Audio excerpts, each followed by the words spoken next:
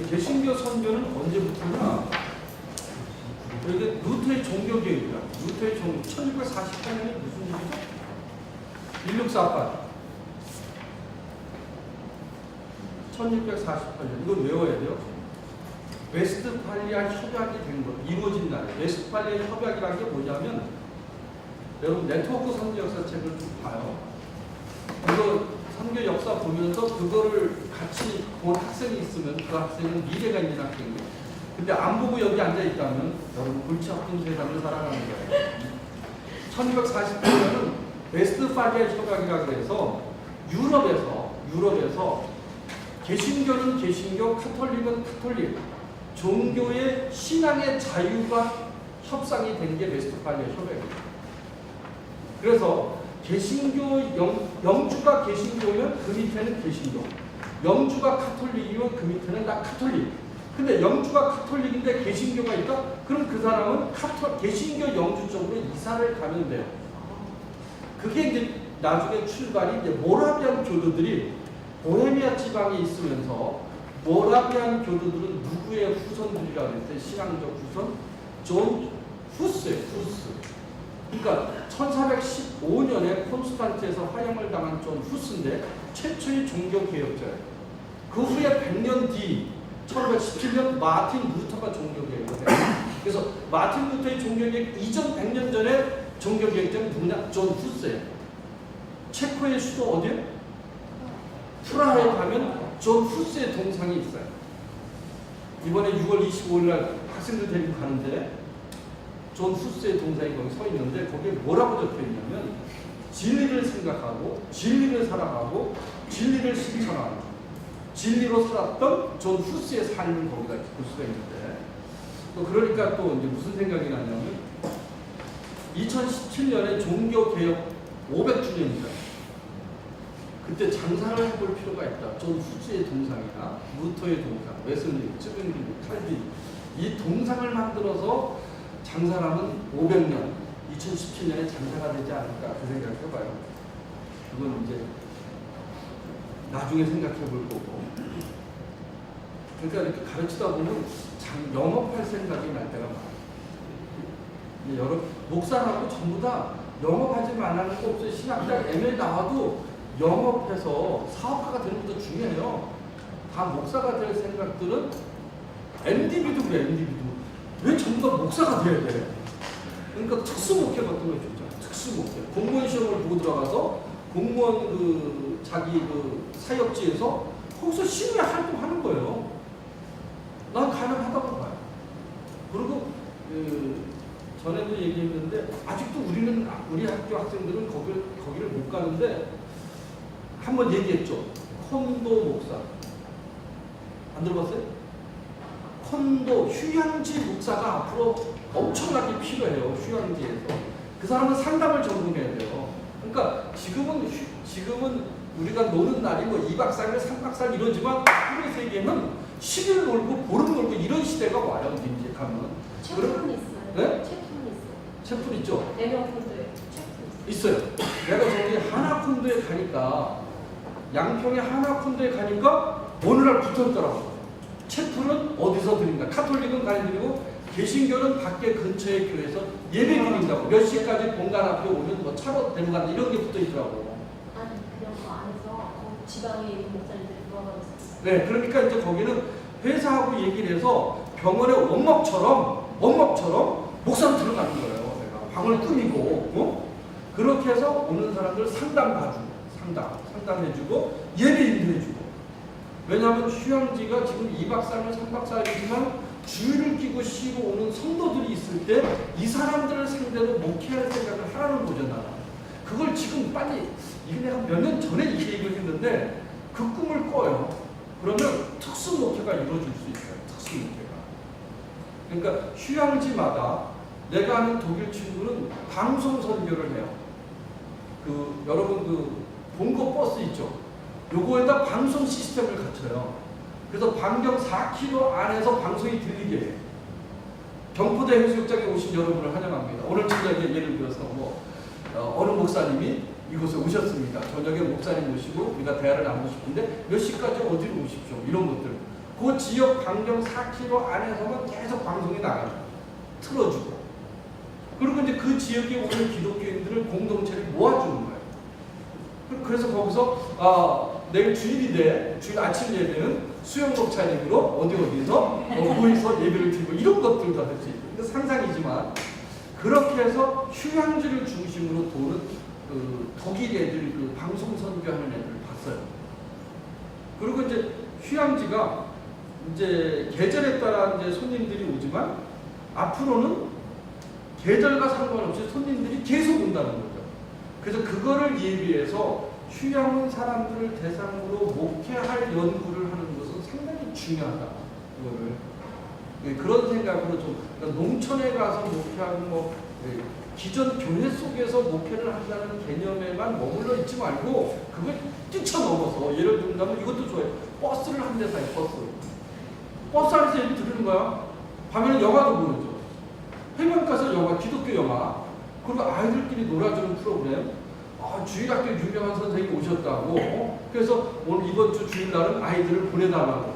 그래서 해변가에서 같이 노는 거예요. 그런 프로그램들을 앞으로 개발하면 그 목회의 영역이 확대해져 갈 거라는 거. 그런 면에서 생각해 볼 필요가 있다. 젊은이들은 정말로 도전해봐요.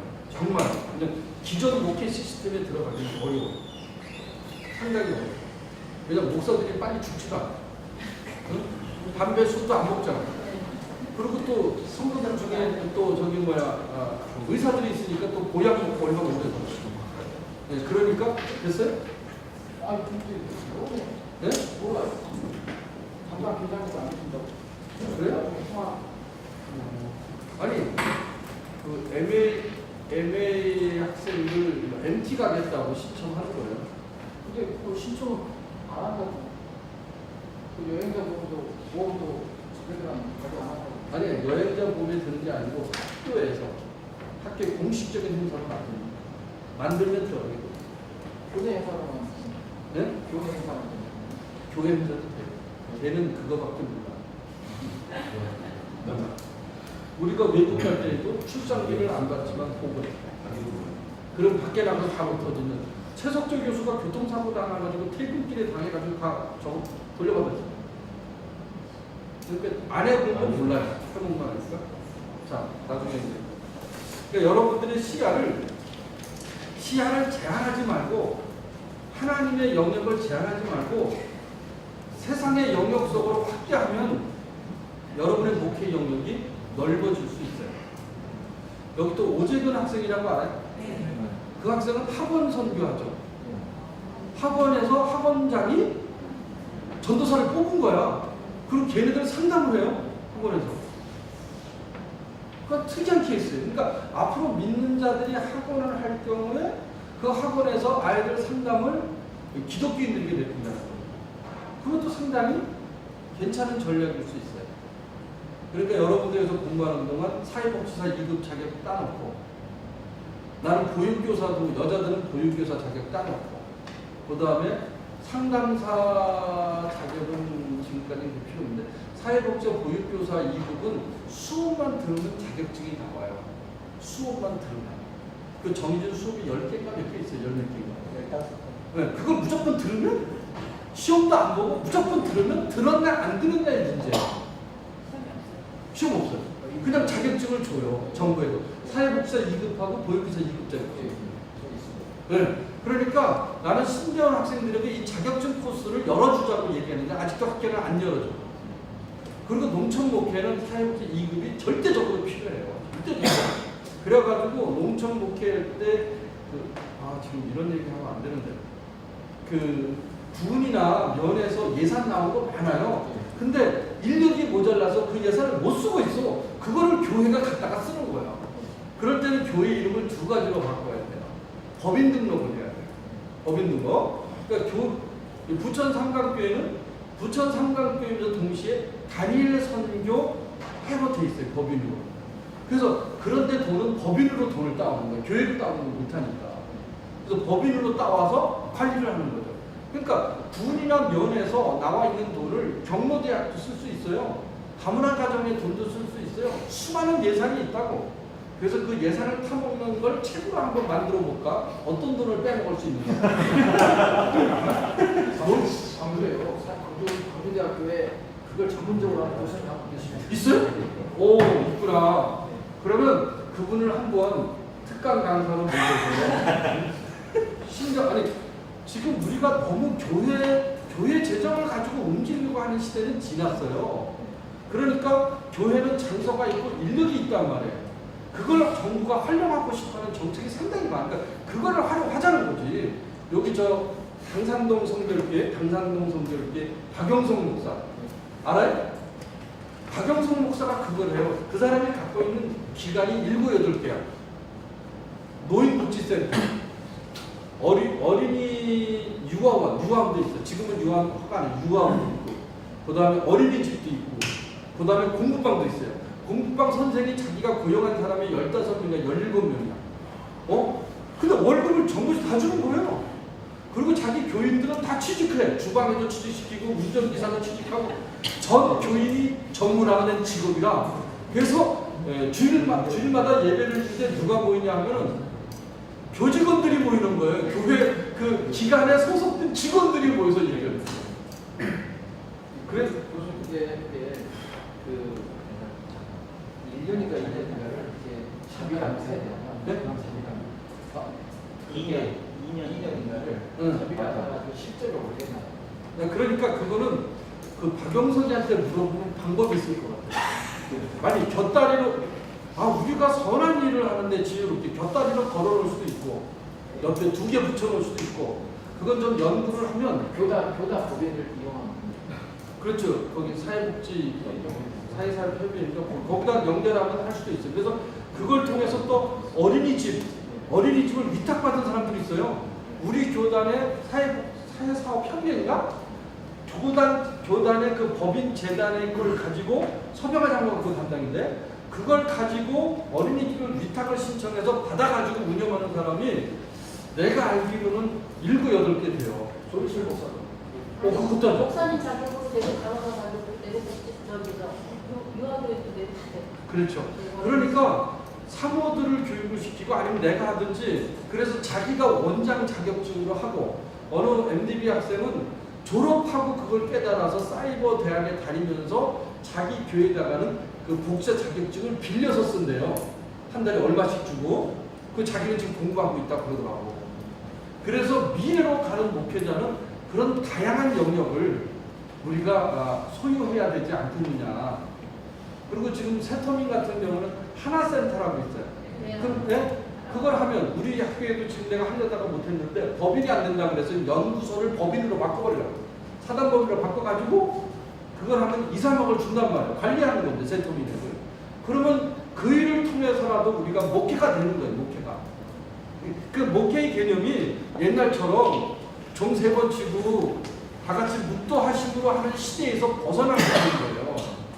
그리고 지금 여러분 2, 3년 지나면 이제 웬만한 담임 목사들은 거의 다 바뀌어요.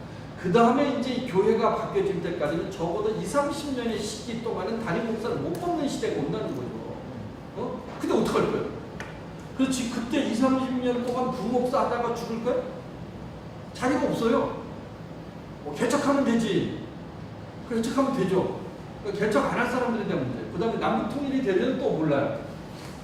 그 특별한 사건인데 그렇게 하기 위해서는 자기가 다양한 영역 속에서의 목회의 패턴을 만들어 가야 된다. 그러면 일할 일이 상당히 많아요. 연합활동도 마찬가지예요. 그래서 저는 이제 목사님들이 기존 전통적인 목회만 치중하지 말고 또 다른 목회의 패턴. 그래서 그런 거를 당산동의 박영성 목사는 7군데를 두고서 관리를 해요.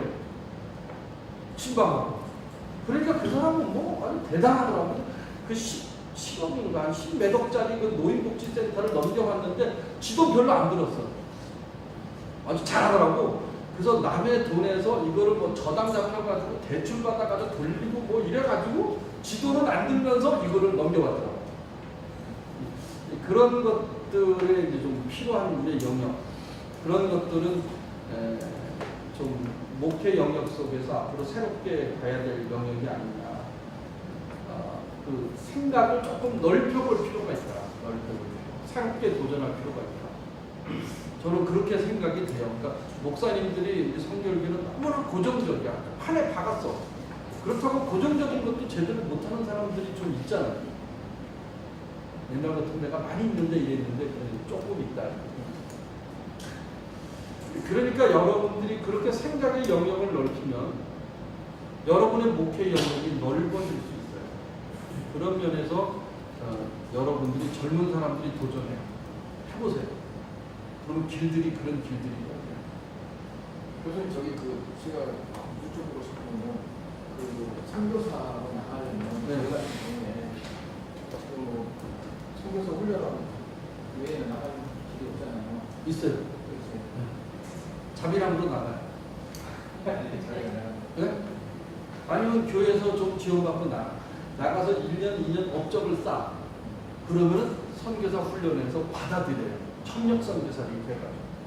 그래서 다시 바뀌어져요. 신분 탈색이 돼요. 그죠? 그래서 저희가 이제 어차피 선교 쪽에 왔으면 선교사 쪽으로 기회이 있는 사람들이 나가려면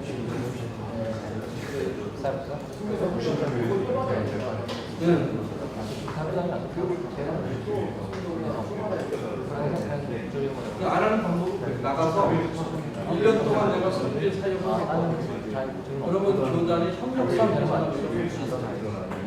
하다가 그 다음에 이제 업적 1년, 2년 쌓아지면 이게 교단에서 교단 선교사로 이름을 해주고 2달 와서 교육을 받아라. 뭐 한 달 와서 받아라. 6개월 이런 명령이 써놓으셔요. 그래서 들어갔다가 나갔다가 하는 사람들 아니면 이제 베트남인 경우 인도 선교사로 가 있는 사람은 그 사람도 몇 개월 이렇게 받았네. 그거는 정치적 상황이니까 충분히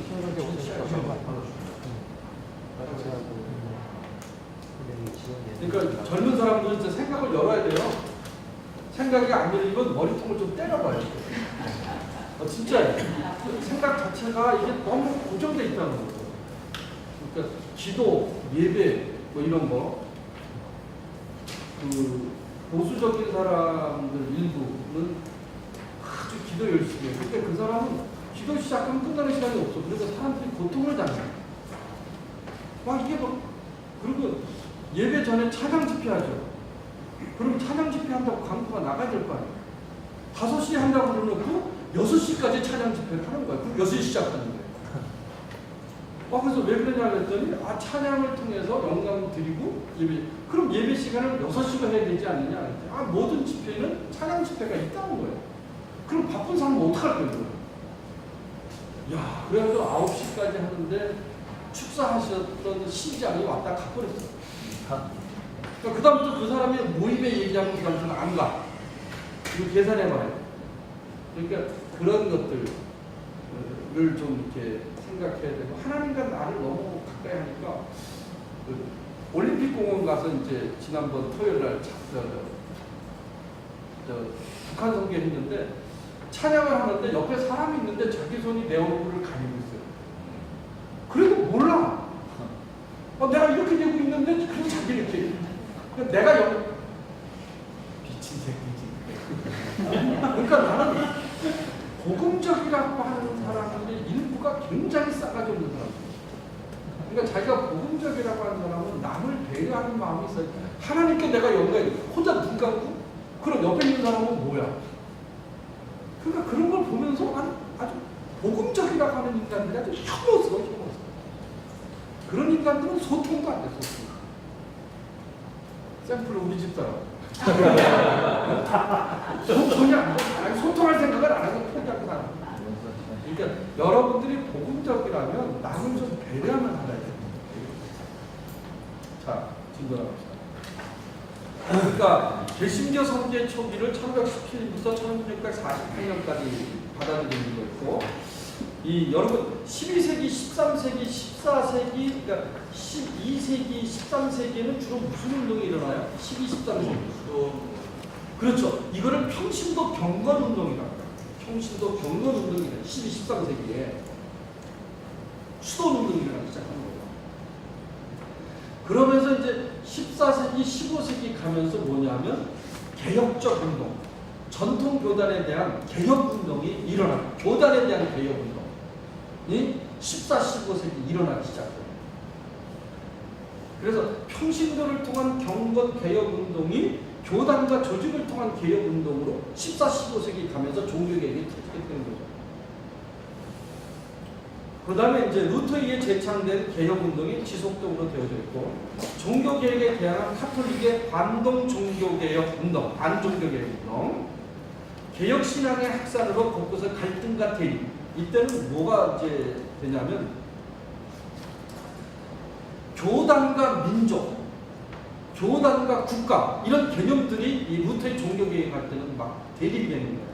그러니까 루터 같은 경우에는 왜 우리가 세금을 걷어서 이탈리아로 보내냐는 거예요. 왜 우리가 이 세금을 걷어서 교황청으로 보내야만 되냐는 거죠. 이태리로 왜 보내야 돼? 이런 문제가 제기돼요. 그래서 국가주의가 나타나기 시작해요. 민족주의가 싹트기 시작해요. 그러면서 루터가 종교개혁을 성공적으로 이끈 배경 속에도 바로 이런 게 있어요. 국가주의, 민족주의. 그래서 루터가 종교개혁을 하면서도 독일 귀족들이 루터를 보호한 거예요. 민족주의자들. 그래서 루터가 살아남은 거죠. 그런 운동입니다. 칼빈이 종교개혁의 신학적 뒷받침하에 성공했다. 그러니까 루터의 종교개혁의 신학적 입장과 교리를 뒷받침해준 게 칼빈이에요. 그러니까 루터는 학부를 들고 나갔고 칼빈이 그 뒷받침의 교리적인 입장을 특히 교회론 쪽에서 성공적으로 이끌어요. 신앙 고백이 활발한 문서화되고 성경의 번역, 그러니까 신부 카톨릭에서 지도자들만 봤던 성경이 평신도들이 보는 성경으로 바뀌어지는 개혁의 시작이에요. 여러분들이 한국교회도 목사들이 주로 봤던 주석을 평신도들이 보고 헬라어 히브리어 성경을 평신도들이 읽어요. 이건 개혁이에요. 그러니까 목사들이 위기감을 가져야 돼요. 위기감을. 그러니까 개혁의 물결이 이거랑 비교하면 같이 일어났다는 거죠. 그래서 정치적 상황에서는 국가 중심의 공동체가 형성이 됐고, 그러니까 교황 중심에서 지역 중심, 국가 단위 민족 중심으로 바뀌었고, 종교적 상황에는 교권에 대해 도전하는 의식이 깨어나기 시작했어요. 비판 그림이 나타납니다. 이때가 뭐죠? 종교개혁 이 시기에 뭐가 일어나요, 여러분들? 합리주의들이 일어나고 경험주의도 일어나기 시작하면서 아는 것이 힘이다. 베이컨에 대한 얘기입니다. 과학이 발달하기 시작하고, 그러니까 지금까지 묵묵히 도전했던 사람들이 교권에 대해서 비판하기 시작한 거예요. 지금은 드물다. 예를 들어서 하나님이 천지를 창조했다. 아니다. 과학적 증명이 안 된다. 이런 식으로 얘기들이 나오고 있어요. 그 다음에 영적 권위 밑에서 일치를 거부했다. 그러니까 교황권의 일치가 아니라 국가 단위의 일치를 가게 되는 거예요. 교권과 속권의 협력을 거부했다. 교황은 교황이고 왕은 왕이다. 황제는 황제고 교황은 교황이다. 이런 식으로 바뀌어지기 시작했고, 학술과 도덕의 원천인 교회의 전경을 거부하기 시작했어요.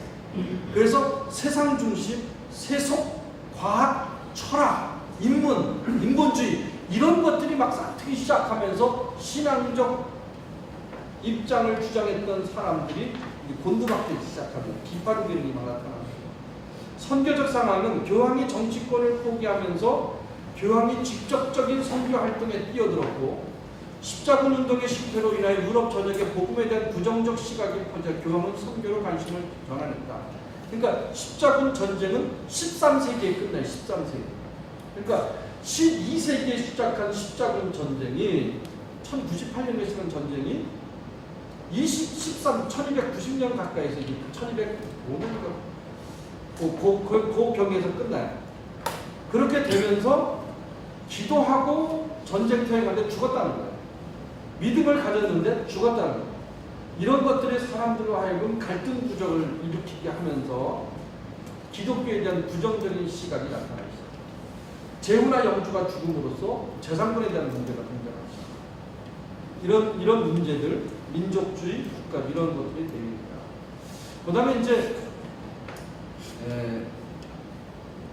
종교개혁 때의 선교를 정의할 수 있느냐? 많은 학자들은 루터는 성교가 없다. 칼빈은 성교가 있다. 근데 칼빈은 뭐냐면 교회론을 썼기 때문에 성교를 주장하지만 루터는 성교가 없다. 이렇게 얘기하는 사람이 있어요. 그래서 여러분 176쪽에 각주를 보게 되면 1번 종교계획가에 성교가 있는가 없는가? 없다. 구스타 바르나기 얘기하는 거예요. 자신들의 정체성 합니까? 로마 카톨릭과의 투쟁에 전력하다 보니까 선교 생각을 못했다. 임박한 종말론과 복음 전파의 완수론. 그러니까 복음 전파가 끝났다고 보는 거 종교계획자. 더 이상 할 필요 없다는 거죠. 개신교 정부 지도자의 선교 의지 결여. 개신교 정부 지도자는 선교에 관심을 갖고 있지 않았다. 조직적인 선교 기구가 없었다. 카톨릭의 조직적인 선교 기구는 수도원이었는데 개신교는 없었다. 그 다음에 선교 명령 위임자를 사도들로 제한했다. 그러니까 선교는 사도가 하지 사도가 아닌 사람 선교할 수 없다. 이런 개념으로 제한하고 있었다는 거예요. 그 밑에 1, 2, 3은 있다는 거예요. 있다는 거죠. 필립 니콜라이 측에서 보게 되면 주장한 사람이요. 몬트코니 혹은 에드워드 이런 사람들이 있다는 거예요. 첫째, 내부 지향적이면서도 폭발적인 잠재력을 가진 성경 번역이 수행되고 있었다. 성경 번역을 우리는 선교라고 정의하는 거죠. 본격적인 선교 활동에 빗장을 여는 초석을 제공했다. 그러니까 선교 활동을 시작하는 발판을 마련해 줬다는 거예요. 직접 제자들을 선교 현장으로 파송하기도 했다. 칼빈은 브라질의 제자를 활동하고 마틴 루터는 스칸디나비아 반도 쪽으로 선교 활동과 사역을 떠난 기록들도 있어요. 그런 기록들. 근데 이제 이 당시에 로마 카톨릭의 선교를 어떻게 생각하냐면 유럽을 떠나는 선교를 선교라고 정의했어요. 그러니까 유럽이 아닌 곳에 가서 복음을 전하는 게 선교지 유럽 안에서는 선교가 아니다. 이런 카톨릭의 정의가 있었고 또 하나는 뭐냐면 배를 타고 떠나야지 떠나서 이방인에게로 가는 게 선교지. 그래서 유럽 안에서 개신교로 가고 뭐 이런 관계는 선교라고 정의하기 어렵다. 그런 정의를 내렸었습니다. 그래서 종교계획자들의 선교를 보면 교회 갱신을 통한 선교, 지도자를 육성하는 교육 선교, 이때 대학들이 일어나기 시작했어요. 기독교 대학들이. 그 다음에 교회 중심의 공동체 선교, 그 다음에 말씀 중심의 선교, 개인 중심의 선교, 이런 선교적 특징이 그 당시에 등장했었다는 거죠. 선교의 개념이 넓혀지고 선교 이해가 시작이 되고 선교사의 활동의 모습들이 보이는. 그래서 종교계획적인 선교가 있다고 정의하는 거죠. 그 다음에 17세기 들어오면서 경건주의가 등장하게 돼요. 경건주의. 경건주의 역사는 약간의 신비적인 영향을 갖고 있는 사람들로서 많이 일어나기 시작해요. 그래서 이제 거기에 보게 되면 네 가지 성격이 있는데 178쪽에 첫째가 경건주의자들이 그리스도교의 본질을 개인적으로 채용되는 내적 변화라고 확신했다. 그러니까 루터는 집단적이고 조직적으로 신앙적 변화를 요청했지만 그러다 보니까 이 교회 조직이나 신앙 조직체들이 퇴색화되어져서 이게 뭐라 그러냐면 화석화되어졌다고 보는 거예요. 그러다 보니까 성도들의 내적인 삶에 대한 부분들이 취약해지기 시작할 때 경건주의가 일어나기 시작하는 거예요. 그러니까 경건주의가 일어나면서 내적 변화, 회심에 대한 중생, 뭐 이런 쪽에 막 강조, 영적인 삶, 그 다음에 성경 공부, 기도 운동, 에클레시올라 인 에클레시아, 교회 안에 소그룹 운동, 기도 운동, 삶의 이게 경건주의자는 막 불을 일으키는 거죠. 그래서 첫 번째가 개인적으로 체험되는 내적 변화. 둘째, 역사적인 경건주의는 그리스도의 새로운 삶에 전체적으로 참여하는 이상을 즉 낡은 옛생활과의 단절과 인격적 거룩함을 성장시킬 수 있는 기회를 경건의 훈련받아야 돼요. 지속적으로 받아줘야 돼요. 셋째, 경건주의는 그리스도께 있어서 성경의 역할에 새로운 관심을 부여한다. 그러니까 성경을 삶 속에 적용하는 훈련을 시키는 거예요. 질적인 삶에 대한 훈련, 말씀을 적용하고 회개하고 막 고백하고 막 거듭남을 역사하고 막 이런 물결들이 막 일어나게 되는 거예요. 넷째 경건주의는 뭐냐면 저항운동이다. 이건 뭐냐면 기존 종교에 대한 거부 반응의 운동이죠. 그러니까 개토화되어지는 기독교. 그러니까 이런 것들이 오늘날 많은 교회가 이런 문제에 직면하고 있는 거예요. 그래서 앞으로 교단을 탈퇴하는 교회가 상당히 개교회 중심으로 바뀌는 거예요. 옛날에는 교단이 법적인 것이나 연합운동의 울타리를 교단이 해줬어요. 근데 지금은 국가가 그 법을 만들어 가지고 도와주고 있기 때문에 굳이 교단에 대한 필요성을 못 느껴요. 그리고 그거 외에 교단 외에 연합적인 활동이 많아졌어요. 사교파들하고. 그러니까 굳이 교단에 남아있을 필요성이 없는 시대로 점점점 흘러가요. 그런 시대에 지금 우리가 서 있는 거예요. 그래서 교단은 변화돼야 돼요. 개교에 비해서 무엇을 할 수 있을까? 개교에 무엇을 지원해 줄 수 있을까? 그래서 교단은 앞으로 네트워크의 기능을 활발히 해야 돼요. 이쪽 교회에서 필요한 자원을 이쪽 교회로 옮겨주고 서로 기능에 대한 뱅크를 만들어서 기능을 나눠주는 역할, 그리고 어려운 지역에 대해서 공급해주는 이런 네트워크 역할을 해야 되지, 자기네가 교단이 돼가지고 다스리고 지시하고 고치고 이런 교단은 앞으로 퇴색하게 돼 있어요. 절대 살아남지 못해요. 그러니까 우리 교단도 그런 변화의 시기에 지금 와 있는 거예요. 이제 그런 급속한 변화가 요청되고 있는 거예요. 그래서 큰 교회들은 교단이 거추장스럽다. 그리고 독립교단으로 가는 거예요. 우리 MDB 학생들 중에서 독립교단으로 가는 게 상당히 많아요. 제가 목사 안수하러 갔는데 거기 보니까 서울시대 출신들이 명단에 있고 7-8명 되더라고요, 지금. 그러니까 뭐냐면 성결교단의 간판으로 목회가 어렵다는 거예요. 장로교는 된다는 거예요. 그런 부정적인 얘기들과 상황이, 그리고 어떤 사람은 성결교가 이단이라고 하는 사람들도 있을지. 사회적 활동에 대한 인식이 굉장히 떨어져 있기 때문에 그런 문제가 돼요. 그러니까 그런 사람들은 장로교로 가는 사람이 있어요. 우리 동기들도 장로교로 가는, 총신으로 가는 친구들도 있고. 그래서 교회 성장하기 위해서 우리가 이제 교회를 개척할 때 예를 들어서 무슨 교회예요? 레안리. 되게 복잡하네. 레안리. 그럼 레안리 교회라고 쓰는 게 낫지 레안리 성결교회라고 쓰면 안 돼요. 왜냐하면 교회 이름 앞에 성결교회라고 씀으로써 교회에 들어오는 사람들을 1차 차단시킨다는 거예요. 그냥 지역 명칭에 교회를 붙여 들어와서 다니다 보면 성결교회가 되는 거지. 저도 교회 다닐 때 성결교 찾아간 거 아니에요? 우리 집 밑에 있는 교회 가니까 성결교가 된 거예요. 그러니까 큰 교회들 보면 도로변에다가 제주 제일 성결교회 간판을 도로에다 새겨놨어. 그거 내가 없애라고 그랬어요. 제주 제일교회라고 하란 말이야.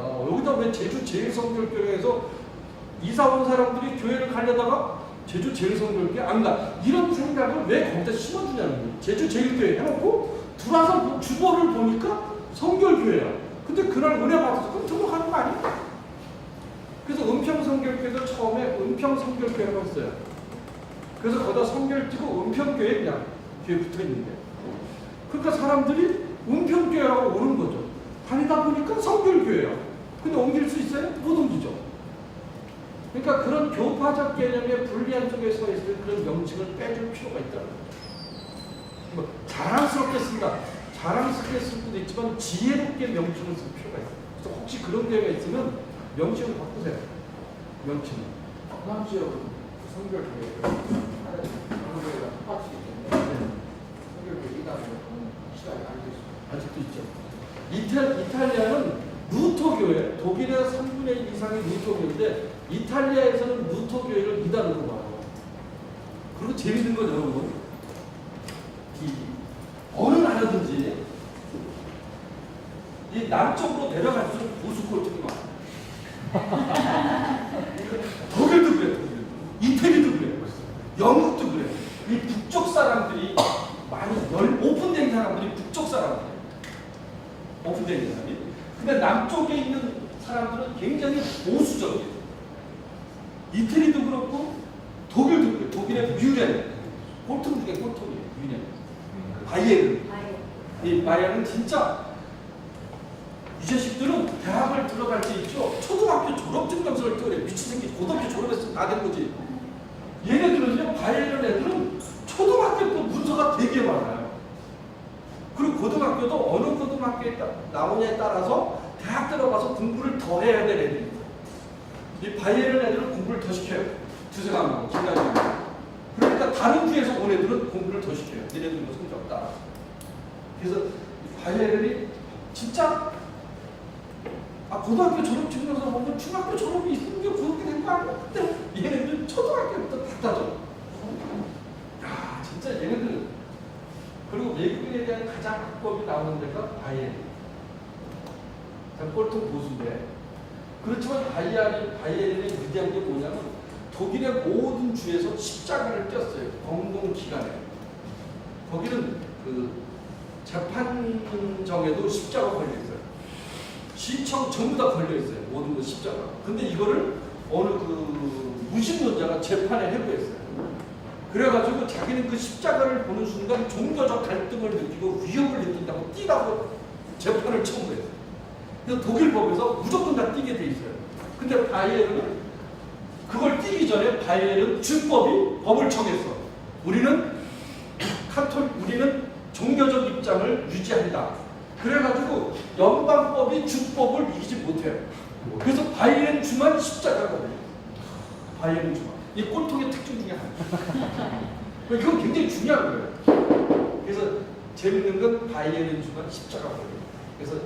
그래서 거기는 가면은 성경과 찬송이 어느 강공세에도 다 있어요. 그리고 항상 예배를 보게 돼요. 언제든지 볼 수 있는 준비가 다 돼요. 여러분 그 베를린 독일 국회에 가더라도 예배 드리는 처소가 4군데예요. 공산합니다. 그러니까 독일 사람들은 성경 찬송가를 절대 안 갖고 가죠. 왜냐면 교회 가면 다 있으니까 여기 무겁게 들고 다니고. 나도 우리 교회 그 매주일마다 성경 공부하는 책이 되게 무거워요. 저는 전에는 쪼갰었어요. 찢어가지고 그것만 들고 다니고 너무 무거우니까 이게. 근데 거기 있다가 그걸 왜 가지고 다니겠어요? 앞으로 여러분들이 교회 찬송가 성경을 비치하는 시대가 올 거예요. 집에서 바꾸지 말고. 그런 시대가 와요. 그러니까 그런 시대에 왔을 때 어떻게 목표할 거냐는 거예요. 성경을 봐야 되지 않느냐. 봐야 되지만 이미 성경이 넘어선 상황에서 종이에서 영상으로 넘어선 상황에서 우리가 어떻게 젊은이들을 만날 거예요. 그 필리핀에 얼마 전 테러 아버지와 아들이 싸웠어요. 둘이서. 재판 싸워가지고 용서라는 프로그램, 용서와 협동상 프로그램인데 둘이서 필리핀의 정상상에 올라오면서 둘이 화해하는 건데 재밌더라고요. 그래서 이제 그걸 지켜봤어. 남자들은 참 말을 잘 못해요. 아들하고. 잘 못하는데 그러니까 아버지로서의 훈련받지 않은 분이 상당히 있는 것 같아요. 자기 아들하고는 참 힘들어요. 그래서 저는 이제 아들하고 내가 잘못했다고 빌기도 하고 그래가지고 이제 아들하고 잘 지내는데 보고하지. 야, 내일 할머니 추모 예배인데 너 바쁘면 오지 마라. 바쁘면 오지 말고 그냥 추모 예배 기억하고 있어. 와, 그러면 오지만 걔 승질 낸다. 근데 있어. 그 대신 6월 9일은 할머니 추모 예배다. 10주기 예배니까 뭐 생각하라. 그렇게 얘기하는 게 낫지. 너 그러니까 꼭 와야 된다. 그러면 걔가 기분 나쁠 수 있는 거야. 이제 그러면서 걔를 이제 변화시키는 거죠. 안 왔어요, 그 자식? 어떡하겠어, 걔는. 그래서 우리 누님들도 바쁘면 못 오는데 오지 말라 했다. 다 오지 말라 했어. 그러니까 아버님 생신이 일주일 뒤니까 그 생신 드리는 날 오전에 모여서 추모 예배 드리고 생신 축하를 하자는 거죠. 우리 누님이 집사인데 안수 집사인데 안 된다 했어. 어머니 기일은 기일이고 아버님 생신은 생신이니까 마음대로 하시라고. 나는 기일을 지킬 거니까 안 오셔도 된다 그랬어. 그랬더니 다 왔더라고요. 쫄리죠. 왜냐하면 저는 돌아가신 분의 기일을 지키는 건 상당히 중요한 거예요. 가정의 기준을 지키는 거예요. 그리고 엄마가 누구예요? 나에게 생명을 준 자가 엄마예요. 아버지도 있지만 엄마가 나한테 생명을 넘겨준 사람이 엄마 아니에요. 근데 그 어머니를 그러니까 저희가 부모님을 잘 보내고 얘기가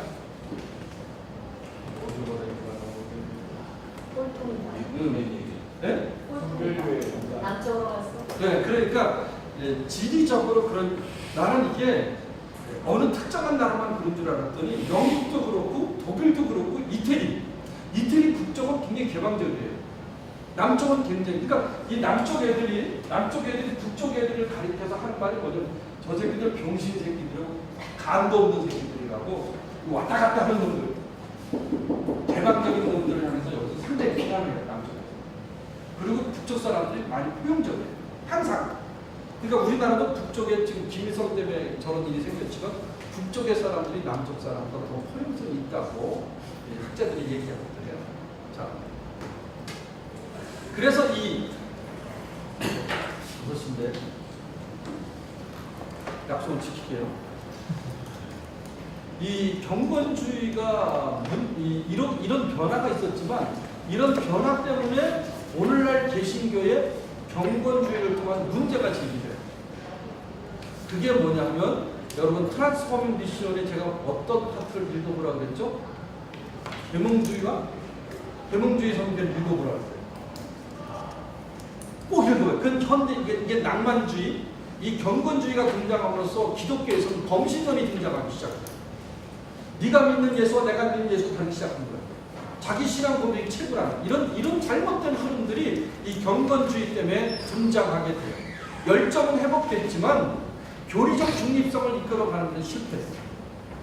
그래서 오늘날 성도들이 자기 멋대로 행동하는 것에 대한 근본적 문제가 경건주의에서부터 등장하는 거예요.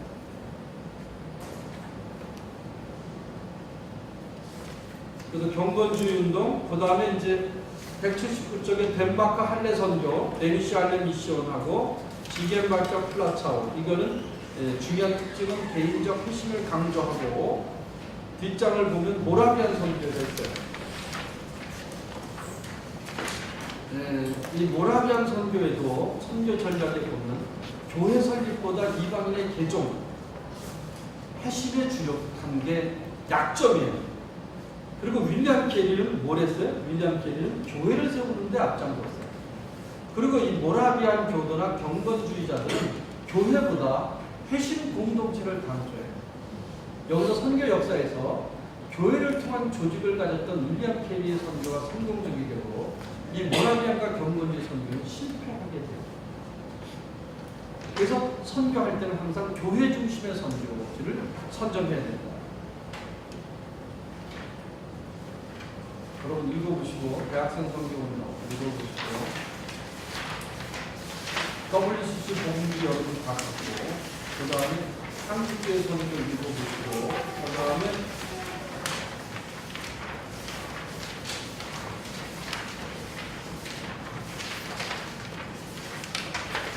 선교 문화 이야기 굉장히 중요하고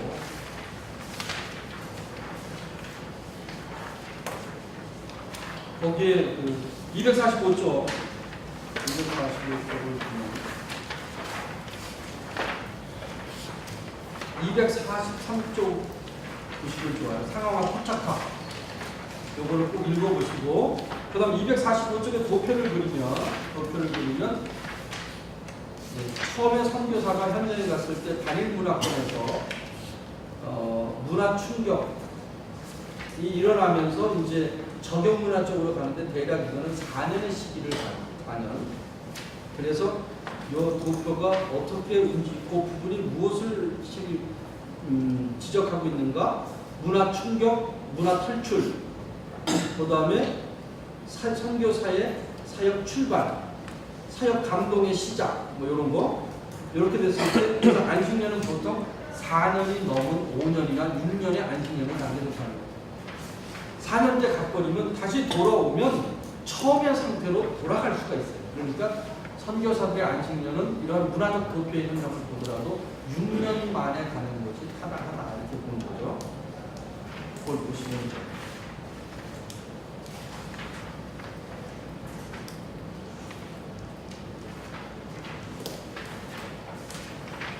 그 다음에 309쪽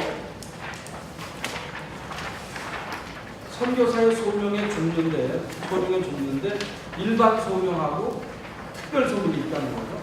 일반적으로 누구든지 선교사가 될 수 있어요. 예수 그리스도의 부르는 거 아닙니까? 특별 소명이라고 하는 것은 환상을 보거나 음성을 들었거나 어떤 징조가 파악됐을 때 특별 소명을 우리에게 주는 거죠.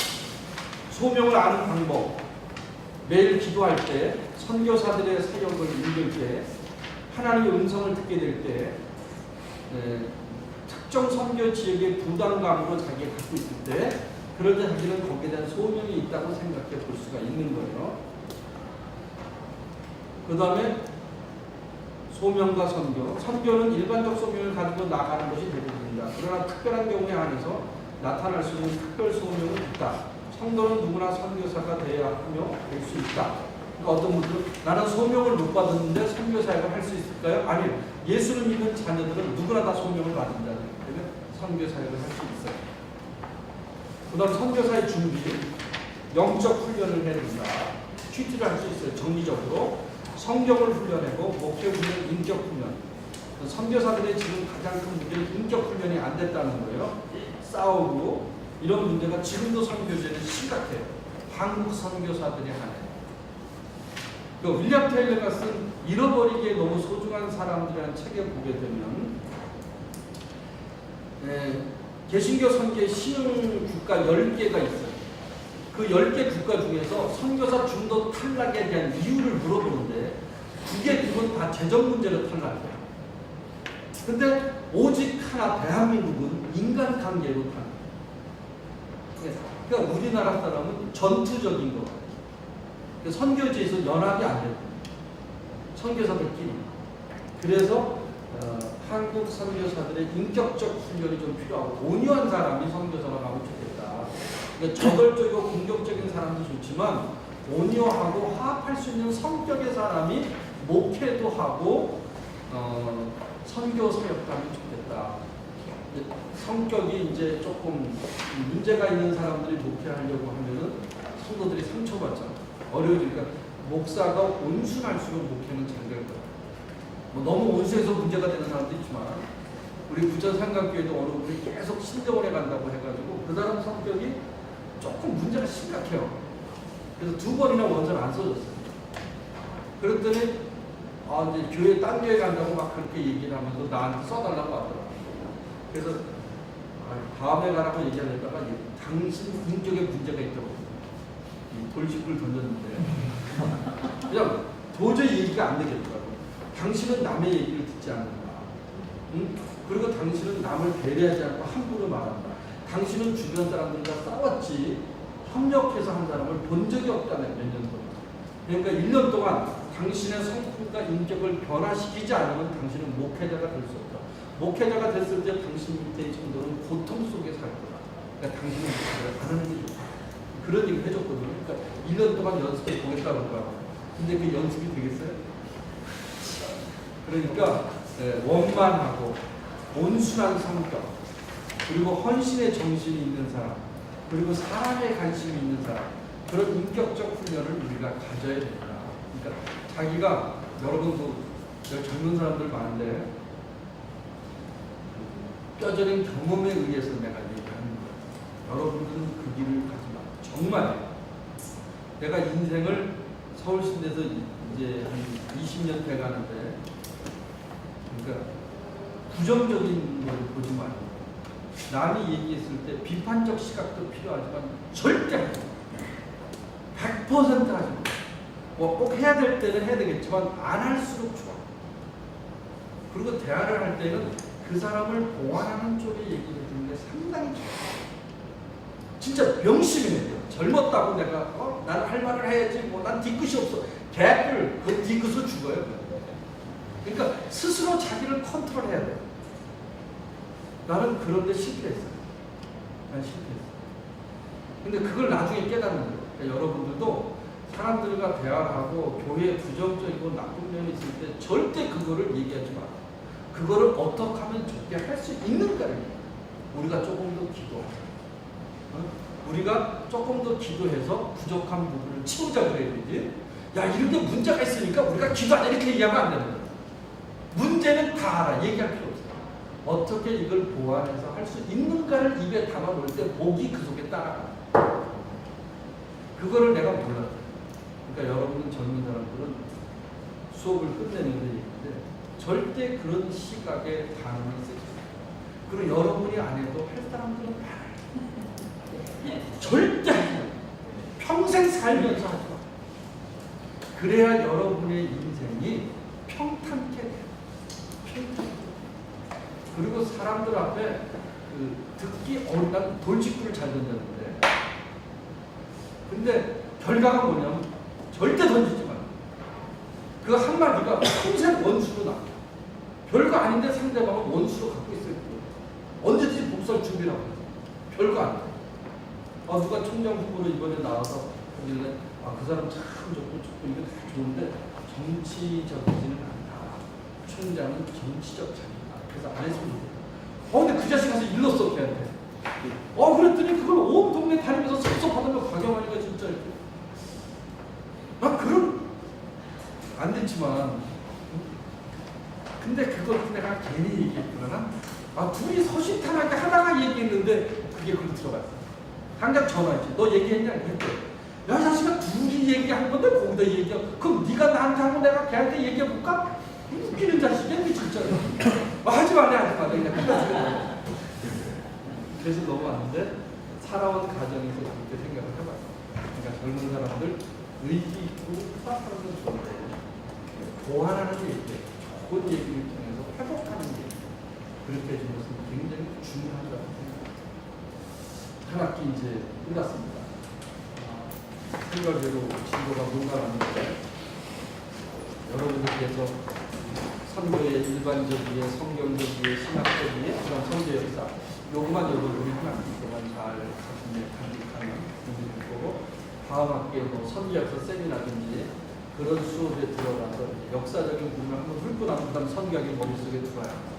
그리고 이제 최영종 교수가 하는 선교와 문화인들이라든지 문화를 보는 부분 그런 것들을 공부하고 또 선교 정책과 전략에 대한 부분들 그런 것들 세계 선교의 현황에 대한 문제점 이런 것들을 살펴볼 필요가 있고 그렇게 하시고 수시로 열려 있으니까 질문들 하시고 논문 쓸 사람들은 빨리 지금부터 준비해야 여러분들이 나중에 어려움 없이 졸업할 시기에 딱 졸업시게 안 그러면 어려움 질문 있으면 질문하시죠. 없으면 기도 합니다.